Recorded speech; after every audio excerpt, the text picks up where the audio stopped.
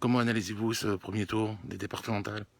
Alors j'ai été en tête la dernière fois également, mais je suis quand même contrainte de faire un deuxième tour compte tenu de la nécessité d'avoir 25% des inscrits, et ce qui évidemment n'était pas le cas. C'était très difficile, encore plus cette fois-ci que la dernière fois, puisque le taux d'abstention est un taux d'abstention très élevé, quoi.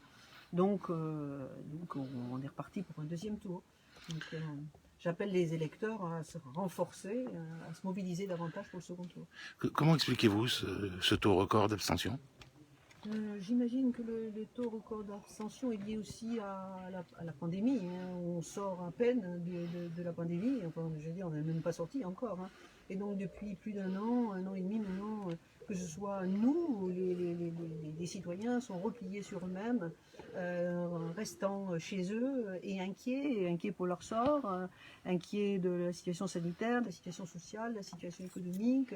Donc psychologiquement, c'était j'imagine, enfin, je le lis comme ça, difficile de se projeter.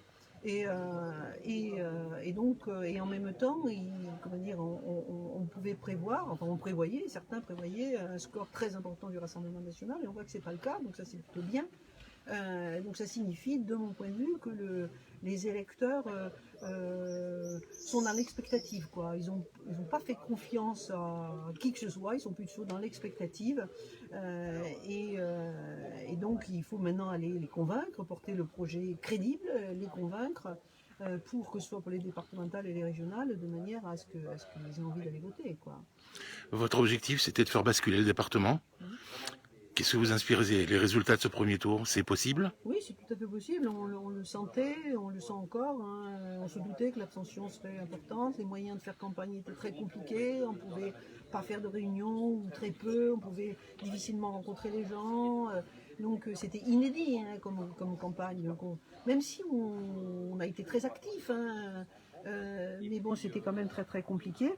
Et donc oui, bien sûr, c'est tout à fait possible. On savait que ce serait difficile. Quand on fait le ratio, alors j'ai pas encore tout regardé, mais on va regarder là, les forces de gauche sont rassemblées pour une grande partie, et elles s'abaissent pas, elles s'effondrent pas. Le Rassemblement national, par contre, lui, baisse. Quant à la droite, elle stagne. Donc, en mobilisant en plus les abstentionnistes, c'est tout à fait possible. Alors, ça va se jouer à un ou deux cantons, hein.